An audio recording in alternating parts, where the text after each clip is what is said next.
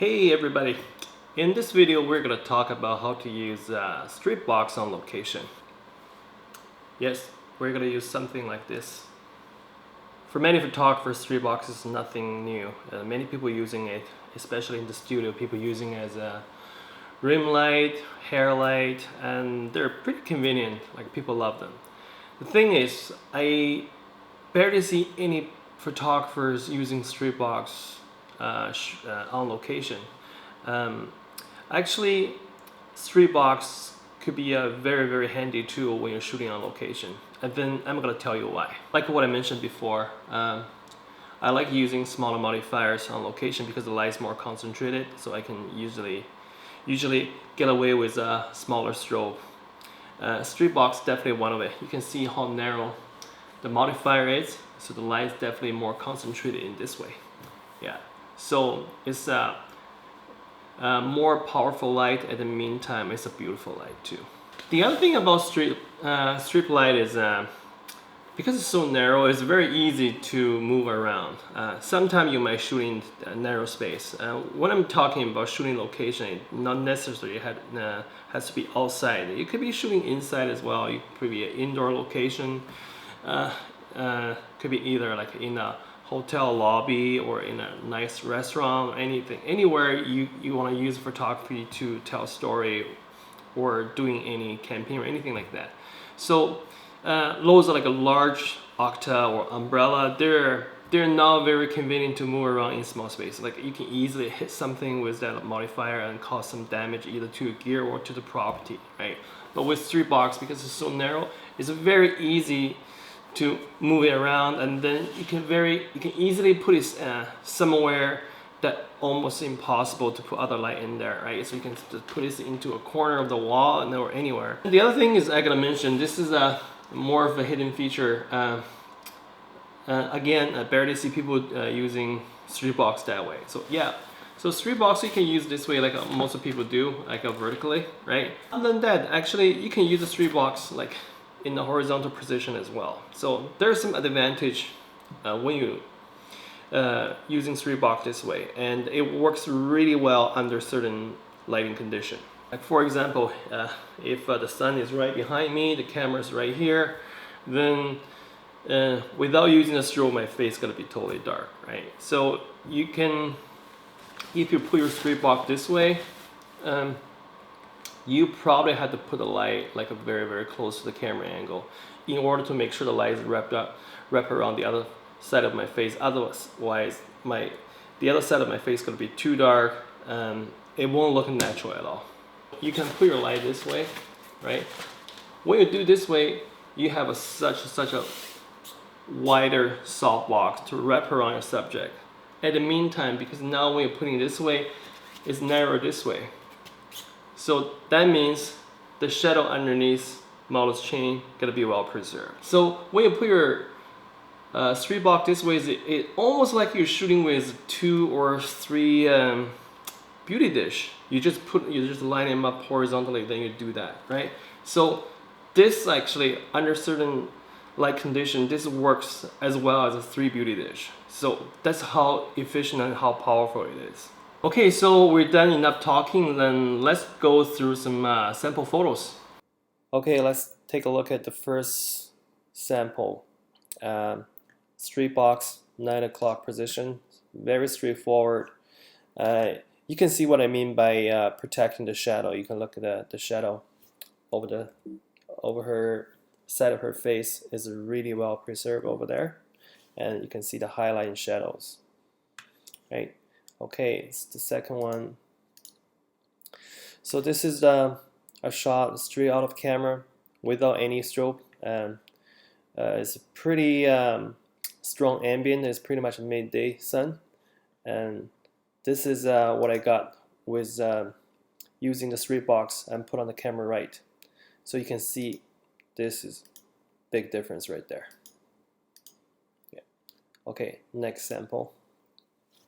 Yeah, so this is what I mean by you put your stripbox horizontally when you're shooting very strong backlighting. So this is considering a strong backlight condition is because so we're over this covered area, so the ambient is pretty much coming either from the back or over the side. So this is a very strong backlighting situation. For this reason, when the model is turning the face to the camera, and so I need more of a wraparound light. So for that case, I need to put my straight box horizontally. So you can see this is my lighting setup, and then this is the result. All these photos are pretty much straight out of camera. There's no editing. So you can see, so that case is better to show you exactly what you can get by pure light at the right position. Okay, let's go through, go to the next sample. So this one is using straight box. So you can see shadow really well protected. So the shape of her face is really well defined. So if I zoom out, you can see my lighting setup. I pretty much put my straight box over around maybe 6 or 7 o'clock position, right? So this is one sample. The other sample, this one, yeah, more backlighting. I need the light to be more wrapped around her face, so I put the light in the horizontal position. Yeah, it's almost like what I said, it's almost like you put like a 3 or 2 beauty dish over here, just lining up horizontally, so you can get the same lighting. But you can easily just do this with a straight box, just put it horizontally. Okay, so next sample.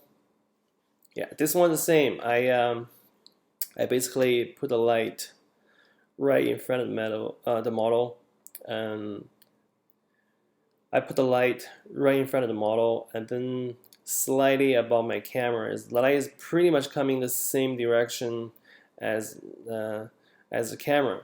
So because there's a very strong backlighting, I basically just need to fit the light on her face. At the meantime, I'm trying to preserve as much shape as possible without overkill the shadow.